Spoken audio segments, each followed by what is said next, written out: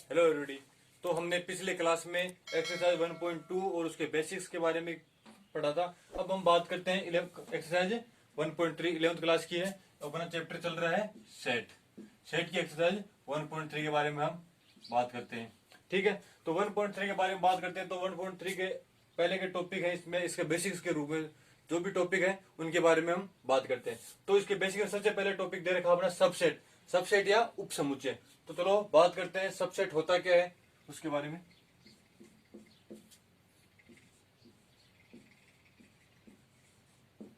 Subset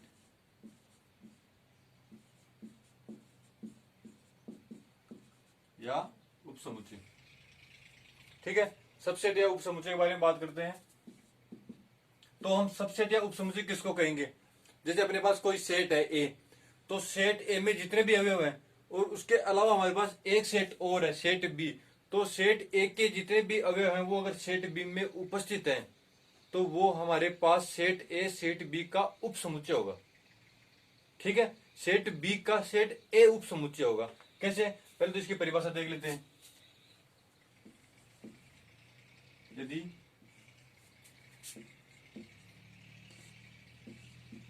set ए के अवयव set B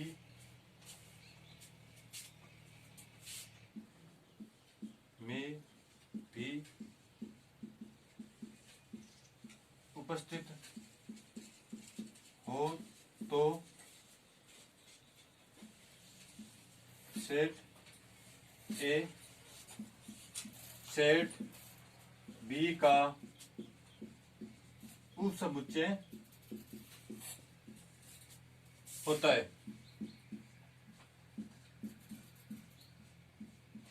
ठीक है, यदि हमारे पास सेट ए है एवं सेट बी है, दो सेट हैं ए और बी, तो सेट ए में जितने भी अवयव होंगे वो सेट बी में भी उपस्थित हैं, तो सेट ए सेट बी का उपसमुच्चय होगा। कंडीशन एग्जांपल के तौर पर समझ के देखते हैं। तो अगर सेट ए की जितने भी सेट बी में वो इक्वल सेट भी होगा, लेकिन उससे पहले देखते हैं कि ये एग्जाम्पल से हमें अच्छे समझ में आएगा कि उपसमुच्चय होता क्या है। तो एग्जाम्पल देखते हैं। ठीक है, जैसे अपने पास सेट ए कोई दिया हुआ है, इस प्रकार से है 1 2 3 4। ठीक है, इसी प्रकार एक अन्य सेट दिया हुआ है हमारे पास सेट बी, तो सेट बी इस प्रकार से है 1 2 3 4 5 6 इस प्रकार से। तो हमारे पास ये दो सेट हो गए। अब हमें इन दोनों को देखने पर पता चल रहा है कि सेट ए के जितने भी अवयव है वो सेट बी में भी उपस्थित है। तो इस प्रकार के सेट को सेट ए सेट बी का उपसमुच्चय होगा। उपसमुच्चय को इसको डिनोट करने का तरीका है, यहाँ पे मैं लिख देता हूं, इसे उल्ट सी के द्वारा प्रदर्शित किया जाता है। ये होता है उपसमुच्चय का चिन्ह होता है, इसको इस प्रकार से डिनोट किया जाता है। उपसमुच्चय को से प्रदर्शित करते हैं। ठीक है, तो अब इसको लिखने का तरीका कैसे होता है? हम लिखेंगे, पहले लिखेंगे ए को और फिर लिखेंगे बी को, और जो सी वाला साइन है वो इस प्रकार से लगाएंगे। इस प्रकार से कैसे? जिधर मुंह बड़ा है उस साइड में बड़े अवयव वाला या अधिक अवयव वाला सेट आएगा।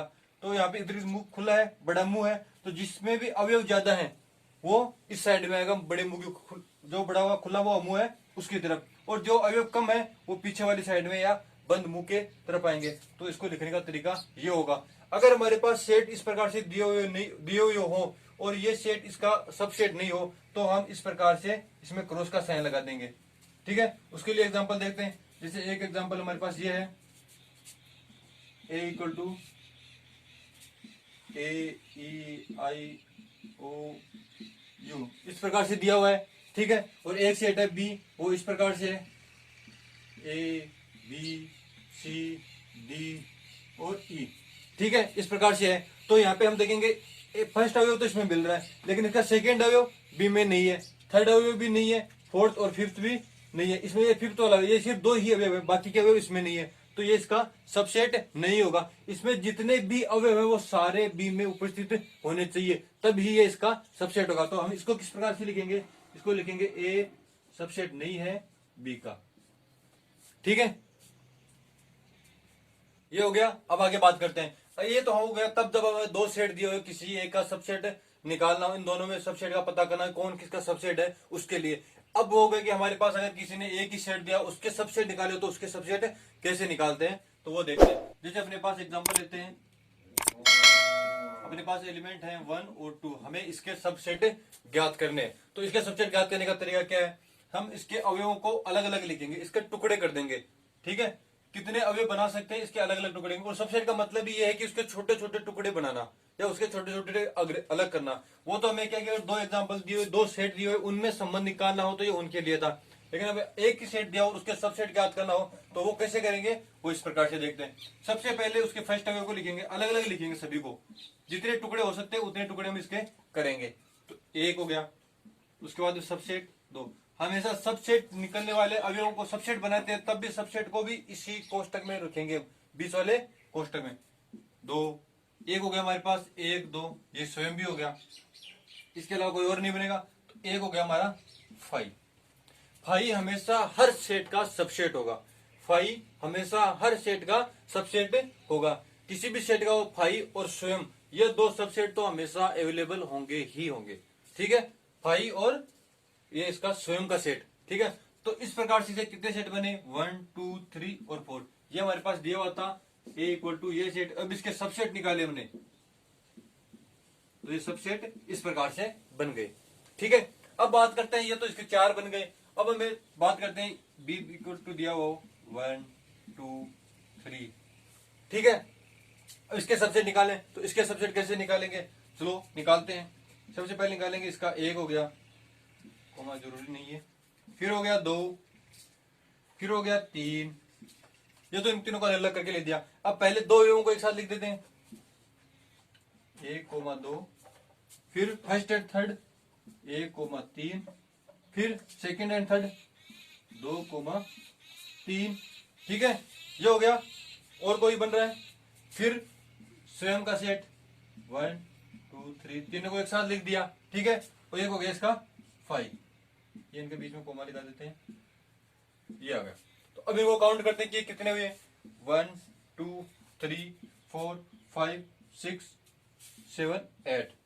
ठीक है, ये 8 हो रहे, इसके निकले 4 और इसके 8। तो अब इनको हमें किसी ने इसमें कहा, एग्जाम में क्वेश्चन इस प्रकार से पूछे जाते हैं कि कोई सेट दिया हुआ और उसके सबसेट कितने होंगे। तो हम सबसेट ज्ञात करने का एक तरीका ये हो गया, एक इसके लिए डायरेक्ट फॉर्मूला दिया हुआ है, जिसको हम सबसेट को हम पावर सेट भी बोलते हैं। सब पावर सेट किसको बोलते हैं वो भी परिभाषा लिखाऊंगा, उसके माध्यम से पता चलेगा।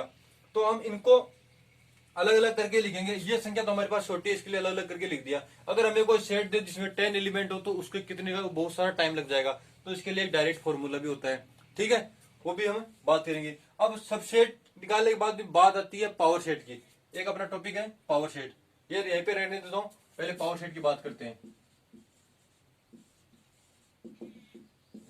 ठीक है, पावर सेट, पावर सेट क्या होता है कि जितने भी हमने किसी सेट के सबसेट बनाए, उन सेट का एक जो सेट बनता है नया, वो होता है पावर सेट या घात समुच्चय। किस प्रकार से, जैसे कि अपने पास ये सेट दिया हो, अब हमें इसके पावर सेट निकालने हो, इनको सबसेट ही बोलते हैं, और ये 4 सबसेट निकले इनके। तो अब इनका एक जो सेट नया सेट बनाया, नया समुच्चय बनाया, वो हमेशा पावर सेट कहलाता है। ठीक है, तो पावर सेट की परिभाषा क्या हुई, किसी सेट के सबसेटों का समुच्चय, सबसेटों का सेट पावर सेट कहलाता है। ठीक है, जैसे कि नाम से ही परिभाषित हो रहा है। अब आता है पावर सेट निकालने का तरीका। पावर सेट कैसे निकाला जाता है, तो पावर सेट को हम P ऑफ ए से भी डिनोट करते हैं। ठीक है, पावर सेट को हम P डॉट P कोष्टक ए से डिनोट करते हैं, ये इसका डिनोट करने का तरीका हो गया। तो हमारे पास सेट B दिया हुआ है, तो ये जो भी इसके सबसेट निकले हैं, इनको हम P ऑफ B से डिनोट करेंगे। ठीक है, अर्थात ये हो गया इसके पावर सेट, और इसको पूरे को इस कोष्टक में बंद कर देंगे। अब इसमें बंद करने के बाद तो ये हो गया इसका पावर सेट। ठीक है, और ये नहीं लगा तो इसके ये सबसेट्स हो गए। ठीक है, अब इनका निकालने का डायरेक्ट फॉर्मूला है P ऑफ ए को हम अगर इसके संख्या निकालनी हो, ठीक है, पावर सेट हो गया। अब पावर सेट के कैसे ज्ञात करते हैं कि इसमें कितने पावर सेट होंगे, वो कैसे ज्ञात करेंगे, उसके लिए होगा number of power set, number of subsets. Power set है, नंबर ऑफ सबसेट है, पावर सेट दोनों एक ही बात है। सबसेट उसके लिए फॉर्मूला दिया हुआ है, इसको बोलते हैं एनपी, से डिनोट करते हैं। ठीक है, इसका डायरेक्ट फॉर्मूला 2 की पावर n। यहाँ पे 2 संख्या है, 2 है, ये n क्या है? n वो है जो कि एक सेट में जितने भी एलिमेंट है, जैसे अपने पास यहाँ पे सेट बी था, उसके एलिमेंट कितने थे? 1 2 और 3, ये इसके एलिमेंट थे। तो ये इसमें कितने एलिमेंट है? 1 2 3, 3 एलिमेंट है। तो यहाँ पे n क्या है? एलिमेंट्स की संख्या। तो ये n की होगा एलिमेंट, नंबर ऑफ एलिमेंट। यहाँ पे n equal to number of element. तो जितने भी एलिमेंट है सेट में उनके नंबर की संख्या यहाँ पे आएगी। तो यहाँ पे इसकी पावर 1 2 3 है, तो यहाँ पे 2 की पावर 3 हो जाएगा। तो इसके पावर सेट निकालेंगे तो क्या करेंगे हम? 2 की पावर 3 कर देंगे। तो पावर सेट ऑफ बी यहाँ पे निकाल लेता हूं नीचे, एल पी बी। तो किस प्रकार से होगा? 2 की पावर 3। तो 2 की पावर 3 कितने होते हैं हमें पता है, 2 की पावर 3 इक्वल टू 8। तो हमने ये निकाली संख्या। तो पावर सबसेट की संख्या कितनी आती है? 1 2 3 4 5 6 7 8 आ रहा है। उसी प्रकार अगर यहाँ पे एलिमेंट 2 हो, जो मैंने इससे पहले वाले एग्जांपल में किया था, तो 2 के लिए कहेंगे तो यहाँ पे 2 हो जाएगा और संख्या कितनी आएगी? 4 आएगी। तो 2 की पावर n ये इसका एलिमेंट्स के नंबर निकालने की संख्या होती है। ठीक है, इस बार हमारे पावर सेट भी हो गया और नंबर ऑफ पावर सेट भी हमने ज्ञात कर लिया। अब आगे बात करते हैं। सेट के सबसेट देख लिए, पावर सेट देख लिया और पावर सेट का नंबर भी देख लिया। अब देखते हैं कि पावर सेट को प्रदर्शित कैसे करते हैं, चाहे उसके सबसेट को लिखने का तरीका। सबसेट को लिखने का तरीका मैंने अभी पहले बताया था कि सबसेट को इस प्रकार से लिखते हैं। ये इन दोनों के बीच का सबसेट का साइन होता है। ये इधर ए आ गया, इधर बी आ गया, ये तो ए बी सबसेट हो गया। लेकिन अगर हमारे पास इस प्रकार से दिया हो 1 2 3, ठीक है, तो हमें अगर इसका ये ए इक्वल टू मान लेते हैं, तो ए के सेट दिखाने हो, ए के सेट हमने निकाले थे अभी 1 2 इस प्रकार से। ठीक है, तो अगर हमें अब ए को दिखाना हो कि ये एक किसका सबसेट है, तो हम इसको ऐसे नहीं लिखेंगे ए सबसेट ऑफ ए, ये हमेशा गलत तरीका है। इसके साथ में ये कोष्टक आएगा तो ही ये इसका सबसेट होगा, वरना ये इसका सबसेट नहीं होगा। अगर ये कोष्टक नहीं आ रहा है, डायरेक्ट इसी प्रकार से आ रहा है 1 सबसेट ए, तो ये हमेशा हमारे साथ गलत तरीका है इसको प्रदर्शित करने का। इसको प्रदर्शित करने का सही तरीका यही होगा। ठीक है, और मैंने पहले बताया था इक्वल वाले में था, बिलोंग वाला साइन भी आया था, इसी प्रकार से था, बस इसके बीच में ये सबसेट का साइन है और ये बिलोंग का साइन है।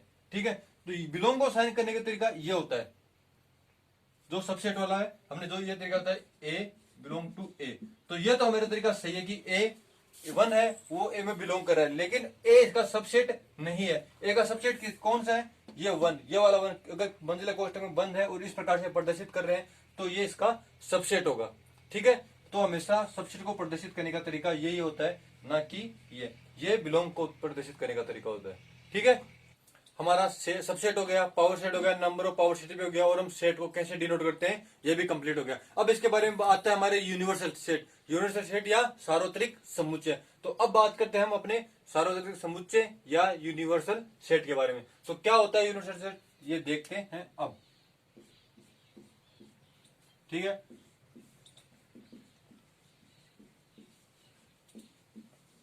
यूनिवर्सल सेट या सार्वत्रिक समुच्चय।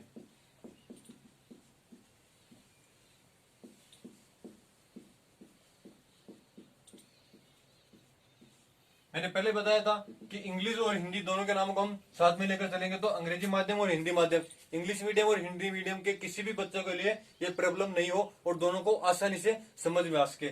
ठीक है, तो अब बात करते हैं यूनिवर्सल सेट की परिभाषा की। यूनिवर्सल सेट होता क्या है? एक ऐसा सेट जो अपने सभी सेटों का अत्यधिक या बड़ा समूह हो, या सभी छोटे छोटे सेटों उसमें उपस्थित हो, वो होता है यूनिवर्सल सेट। इसका नाम से मतलब सार्वत्रिक, मतलब संपूर्ण, जितने भी छोटे बड़े सेट हैं वो सभी उसमें उपस्थित हो, इस प्रकार का सेट यूनिवर्सल सेट होता है। जैसे कि एग्जांपल के तौर पर देखिए, रियल नंबर, रियल नंबर एक यूनिवर्सल सेट है, सार्वत्रिक समूह है। कैसे? क्योंकि इसमें वास्तविक संख्या को समूह आता है। वास्तविक संख्या कौन सी होती है? जिसको हम नंबर लाइन पे डिनोट कर सकते हैं। उसमें पॉइंट की संख्या आ जाएंगी, जैसे प्राकृत संख्या भी आ जाएंगी, पूर्ण संख्या भी आ जाएंगी, पूर्णांक भी आ जाएंगी, परिमेय संख्या भी आ जाएंगी। तो रियल नंबर में सभी संख्या आ जाती है। ठीक है, तो रियल नंबर एक यूनिवर्सल सेट है, इसको डिनोट करते हैं यू से। यूनिवर्सल सेट को हम यू, कैपिटल यू से डिनोट करते हैं। तो एक रियल नंबर एक यूनिवर्सल सेट होता है। कैसे होता है? क्योंकि इसके सबसेट होते हैं, नेचुरल नंबर भी सबसेट हो गया, पूर्णांक भी सेट हो गया, होल नंबर इसका सबसेट हो गया, और परिमेय संख्या भी इसके सबसेट हो गए। तो इन सभी संख्याओं का ये कैपिटल आर या रियल नंबर सभी का बड़ा सेट है या समुच्चय, इसको सार्वत्रिक समुच्चय बोलेंगे अर्थात यूनिवर्सल सेट बोलेंगे। ये एग्जांपल से समझ में नहीं आया हो, हम फिर से एक एग्जांपल लेके देखते हैं। जैसे अपने पास है ए, इसमें है 1 2, ठीक है। एक सेट है हमारे पास बी जिसमें है 1 2 3 4, ठीक है। एक सेट है हमारे पास सी जिसमें है 1 2 3 4 5 और 6, इस प्रकार से दिया हुआ है, ठीक है। तो अब इनमें देखते हैं, तो इन तीनों में आपको देखने पता चल रहा होगा कि सार्वत्रिक समुच्चय कौन सा होगा। सार्वत्रिक समुच्चय वो होगा जिसमें सभी जितने भी एलिमेंट आए वो सभी उपस्थित हो। जैसे ए के 1 और 2 है वो इसमें भी उपस्थित है, तो सार्वत्रिक समुच्चय में भी ये उपस्थित होनी चाहिए। 1 2 3 4 है तो ये भी सार्वत्रिक समुच्चय में उपस्थित होनी चाहिए। तो आपको देखने पर ये पता चल रहा है 1 2 ये भी रहा, 1 2 3 4 1 2 3 4 ये यहाँ तक इसमें रहा, और 5 6 ये भी है। तो ये एक सी एक इन दोनों का क्या हो गया, यूनिवर्सल सेट हो गया। क्या हो गया, यूनिवर्सल सेट ऑफ ए और बी। तो इसको कैसे लिखेंगे, इसको कैपिटल सी से प्रदर्शित, यू से प्रदर्शित करते हैं यूनिवर्सल सेट को, तो ये हो जाएगा ए और बी का यूनिवर्सल सेट या सार्वत्रिक समुच्चय, ठीक है। ये हो गया हमारा सबसेट हो गया, पावर सेट हो गया, नंबर ऑफ पावर सेट हो गया, यूनिवर्सल सेट भी कंप्लीट हो गया। अब इसके बाद आती है हमारी एक्सरसाइज 1.3। इसके बेसिक्स में इतना था, और अब इनके आधार पर ये हमारे एक्सरसाइज 1.3 में क्वेश्चन है, तो अब उनके बारे में अब अध्ययन करते हैं, ठीक है। इसके बारे में पढ़ लिया, अब बात करते हैं एक्सरसाइज 1.3 की। तो एक्सरसाइज 1.3 का पहला क्वेश्चन हमारे पास ये है कि यहाँ पे ये सबसेट का साइन है, सबसेट है या सबसेट नहीं है, खाली स्थान में भरकर बताना है, और इसके बारे में सही कथन भी बनाना है कि कथन सही है या नहीं, इसके बारे में बताना है। तो कैसे नहीं हो कैसे होगा ये हम बात करते हैं। तो हमारा पहला क्वेश्चन इस पर 2 3 4 दे रखा है, 1 2 3 4 5 इधर है। तो हमें ये तय करना है कि ये जो पहले दो सेट दिया हुआ है वो इस सेट का सबसेट है या नहीं है। तो इसका देखने पता चल रहा है सबसेट कौन सा होता है कि जो इस सेट के अवयव है वो इस सेट में होने चाहिए, या 3 अवयव तो कम से कम होने चाहिए, इसके अलावा चाहे हो चाहे और कोई अवयव हो हमें कोई फर्क नहीं पड़ता, लेकिन ये 3 अवयव इसमें होने ही चाहिए। तो 2 3 4 इसमें ढूंढते हैं, 2 3 4, तो ये अवयव इसमें है, तो यहाँ पे किसका साइन आएगा, ये सबसेट का आएगा, ठीक है। कैसे, इसमें पहले वाले सेट में जितने भी अवयव है वो आगे वाले सेट में उपस्थित होने ही चाहिए, कम से कम ये 3 तो होने चाहिए। इसके अलावा आगे वाले सेट में अवयव हो या ना हो हमें उससे कोई लेना देना नहीं है, लेकिन ये 3 इसमें होने चाहिए। अगर ये 3 इसमें है तो ये इसका सबसेट होगा। तो ये पहले वाला साइन कैसे होगा, इसका सबसेट का साइन आ जाएगा। अब बात करते हैं सेकंड की। सेकंड में ए बी और सी।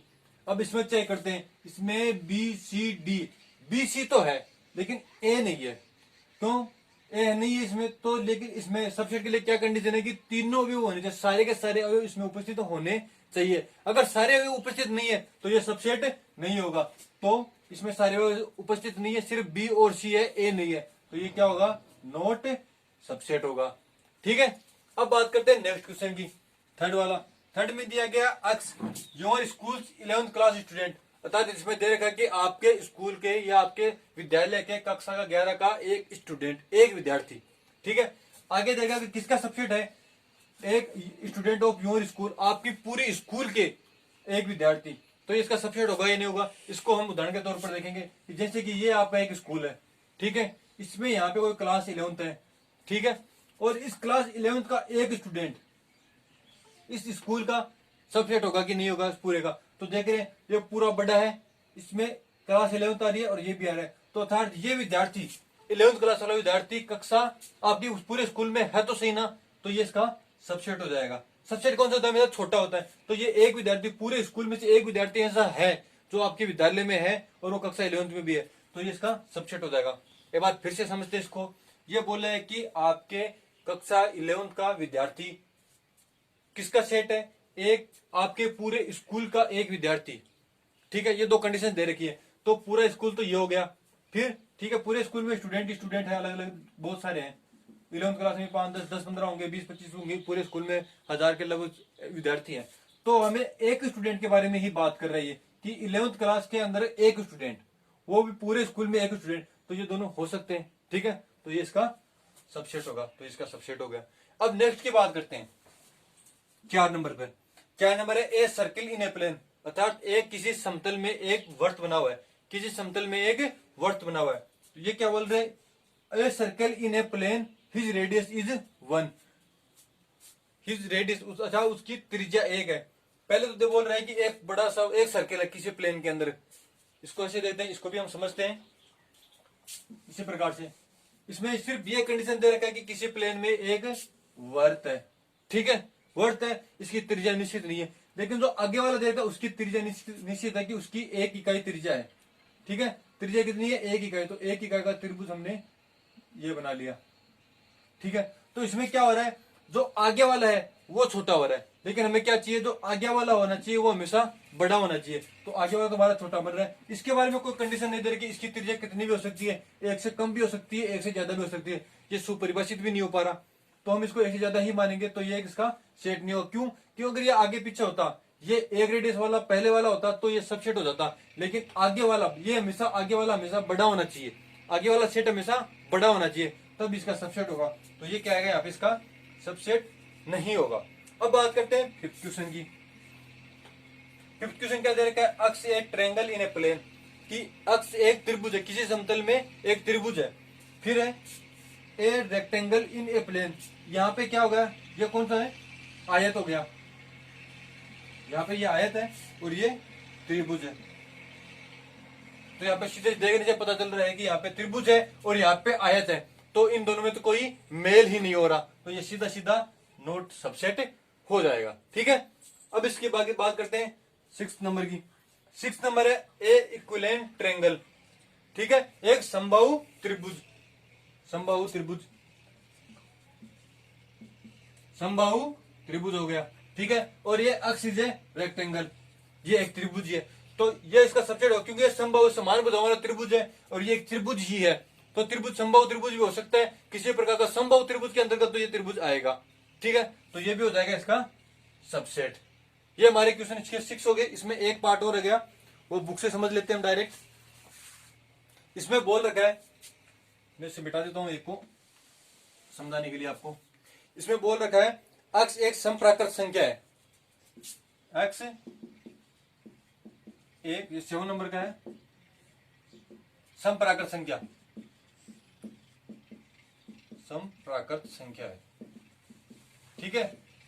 किसका सबसेट है, ये बताना है कि इसका सबसेट है या नहीं। आगे है एक पूर्णांक है, तो यहां पे अक्ष एक पूर्णांक है, पूर्णांक है, ठीक है। तो ये देखना है कि एक समप्राकृत संख्या, समप्राकृत संख्या अर्थात नेचुरल नंबर, नेचुरल नंबर कहां से स्टार्ट होते हैं, 1 से, तो ये सम बोल रहे हैं, तो यहां से 2 4 इस प्रकार से कोई इसमें प्राकृत संख्या है। और ये एक पूर्णांक है, पूर्णांक अर्थात इंटीजर्स, इंटीजर्स में क्या आते हैं, नेगेटिव से लेकर पॉजिटिव तक की सारी संख्या, माइनस इन्फिनिटी से लेकर इन्फिनिटी तक की संख्या, तो इसमें समप्राकृत संख्या इसमें आ रही है, ये इससे छोटा है, तो ये इसका सबसेट हो जाएगा, ठीक है। आगे समझे, फर्स्ट क्वेश्चन कंप्लीट हो गया। अब बात करते हैं हम सेकंड क्वेश्चन की। सेकंड क्वेश्चन में हमें दिया हुआ है कि हमें ट्रू एंड फॉल्स के बारे में बताना है कि कौन सा सत्य है और कौन सा असत्य कथन है। इसमें सबसेट नॉट सबसेट के ऑप्शन पहले से हमें दिए हुए हैं, इनके बारे में बताना है कि जो ये दिया हुआ है वो सही है या नहीं है, ट्रू एंड फॉल्स। तो हम फर्स्ट की बात करते हैं, फर्स्ट पार्ट की इसकी। इसमें दिया A and B not subset of B C A, कि ये दे रखा है कि ये ए बी है, वो इसका सबसेट नहीं है। तो हम चेक करते हैं इसमें ए बी है या नहीं। इसमें ए बी है और बी भी है, यहां से तो देखेंगे पता चल रहा है इसका सबसेट है, लेकिन यहाँ पे बीच में ये साइन दे रखा है, ये नॉट सबसेट का है, तो ये हमारा सही नहीं होगा, गलत होगा, तो हम इसको लिखेंगे फॉल्स, ठीक है। आगे समझ में कि हमें बताने कि इसका सबसेट है नहीं, हमारे देखने पर ये सबसेट हो रहा है, लेकिन यहाँ पे जो साइन दे रखा है उसके हिसाब से ये सबसेट नहीं है, तो ये कतई गलत होगा, तो इसके लिए आ गया फॉल्स या असत्य, ठीक है। अब बात करते हैं सेकंड की। सेकंड में दिया हुआ है ए और ई सबसेट है, अक्ष अंग्रेजी वर्णमाला का स्वर। तो अंग्रेजी वर्णमाला के स्वर कौन कौन से होते हैं, ए ई आई ओ और यू, ये 5 स्वर होते हैं अंग्रेजी वर्णमाला में, ठीक है। तो ये इसका सबसेट है या नहीं, ए और ई इसमें आ रहा है, ए और ई इसमें आ रहा है, तो ये इसका सबसेट होगा, ठीक है। तो ये वाला सही है, तो ये हो गया हमारा ट्रू। हम साइन का साइन और ट्रू भी लगा रहे हैं साथ में, ठीक है, तो हमारा सेकंड ऑप्शन क्या हो गया, ट्री हो गया, सत्य हो गया। कैसे हो गया, ये ए और ई है, किसका सबसेट दिखा रहा है, अंग्रेजी वर्णमाला के स्वर। तो अंग्रेजी वर्णमाला के स्वर क्या है हमारे लिए, ए ई आई ओ यू, ये है। तो इसके अंतर्गत ये दोनों एलिमेंट आ रहे हैं, तो ये इसका सबसेट होगा। अब बात करते हैं थर्ड की। थर्ड है 1 2 3, सबसेट है 1 3 5।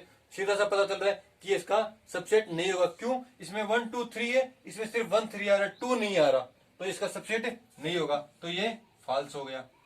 ठीक है, अब बात करते हैं फोर्थ की। फोर्थ में है सबसेट ए, किसका सबसेट है, ए बी सी का। तो इसको देखने से पता चल रहा है कि ये एलिमेंट इसमें उपस्थित है, तो इसका सबसेट होगा, तो ये हो गया ट्रू। अब इसके बाद करते हैं फिफ्थ नंबर की। फिफ्थ में क्या है, सबसेट दे रखा है, एक सबसेट दे रखा है, वो belong to A B C. ये क्या है, ए तो इसमें बिलोंग कर रहा है, लेकिन ये पूरा सबसेट है, ये इसमें बिलोंग नहीं कर रहा। क्यों नहीं कर रहा, जैसे कि हम इसको ये एक एलिमेंट ही मान लेते हैं, यहाँ पे हमेशा एलिमेंट आना चाहिए। अगर यहाँ पे ए आता, A belongs to A B C, तब तो ये बिलोंग कर जाता, लेकिन यहाँ पे ये इसके साथ सेट की फॉर्म आ रही है। ये मैंने पहले बेसिक में बताया है कि यहाँ बिलोंग आए तो सिंगल एलिमेंट आना चाहिए, और अगर सबसेट का साइन आए तो इस कोष्टक में बंद होना चाहिए, तब वो सबसेट होगा। अगर कोष्टक में बंद नहीं है तो बिलोंग होगा, लेकिन यहाँ पे कोष्टक में बंद है तो ये बिलोंग वाला साइन नहीं होगा। अगर इसका मतलब है, या अगर कोष्टक का साइन बिलोंग में दिखा रहा है, तो इसके लिए ये होना चाहिए कि कोष्टक के अंदर ये इस प्रकार से होना चाहिए, ए बी और सी, तब तो ये इसका बिलोंग होता। लेकिन यहाँ पे ये ऐसा एलिमेंट नहीं है, यहाँ पे एलिमेंट है सिर्फ सिंगल ए, तो ये इसमें बिलोंग नहीं करेगा, इसलिए क्या हो गया, फॉल्स हो गया। ठीक है, अब बात करते हैं लास्ट की, सेकंड का अंतिम पार्ट, सिक्स्थ पार्ट। इसमें अक्ष संख्या 6 से कम एक प्राकृत संख्या है, 6 से कम नेचुरल नंबर, तो नेचुरल सम प्राकृत संख्या है, सम प्राकृत संख्या। तो सम प्राकृत संख्या कौन सी होगी, 6 से कम है, तो 6 से कम प्राकृत संख्या कौन सी है, 2 और 4। प्राकृत संख्या कौन सी होती है, 1 2 3 से स्टार्ट होती है, तो 6 से कम कौन सी होंगी, इसको लिख लेते हैं 2 और 4। ठीक है, 2 और 4 हो गई, 6 लेना नहीं क्योंकि 6 से कम लेना है। अब बात करते हैं इसके सबसेट के आगे पार्ट की। एक अक्ष एक प्राकृत संख्या है जो संख्या 36 को विभाजित करती है, तो इनको देख लेते हैं। ये दोनों अगर 36 को विभाजित करती हैं तो ये इसका सबसेट होगा। अगर ये दोनों संख्या इसको विभाजित नहीं करती तो इसका सबसेट नहीं होगा। तो हम 2 को 36 में डिवाइड करेंगे, 18 दूना 36 और 9 चौक 36, दोनों 36 को डिवाइड कर रही हैं दोनों, तो 36 के हम पहले ऐसा करते हैं, इसके विभाजित रूप को लिख लेते हैं। विभाजित रूप को लिखने के लिए क्या करेंगे, हम इसको डिफाइन करके यहाँ पे अलग से लिख लेते हैं। तो 36 के डिफाइन कौन से होंगे, स्टार्ट से करते हैं, ये वाला बता रहा हूं मैं यहाँ पे। पहले हो गया 2, फिर 3 से 3 का जा रहा है, 3 से भी डिवाइड हो रहा है 36, ठीक है, 4 से भी डिवाइड हो रहा है 9 चौक 36, 5 से डिवाइड नहीं हो रहा, 6 से भी हो रहा है 6 6 36। हमें सिर्फ 6 से कम तक की संख्या लेनी चाहिए, तो 2 और 4 इसमें आ रहा है, तो ये सेट हो रहा है, तो इसका सबसेट होगा। कैसे होगा, क्योंकि हमें ये 2 और 4 को इसमें दिखाना है कि इसके सबसेट में आ रही नहीं है, तो हमने जब इसका सेट बनाया तो कुछ इस प्रकार से बना, 6 से कम ही ले, क्योंकि यहाँ पे कंडीशन दे रखी है कि 6 से कम के ही अवयव होने चाहिए। तो ये हमारे पास इस प्रकार से बना 2 3 4 और 6, तो 2 और 4 इसमें आ रहे हैं और हमारी है, तो ये इसका सबसेट है, ये भी सही होगा। अतः ये वाला कौन सा हो गया, ट्रू हो गया, अर्थात ये भी सही है। 6 नंबर का हमारा ट्रू हो गया। ठीक है, ये हमारा क्वेश्चन नंबर सेकंड भी कंप्लीट हो गया। अब आगे बात करेंगे क्वेश्चन नंबर थर्ड की।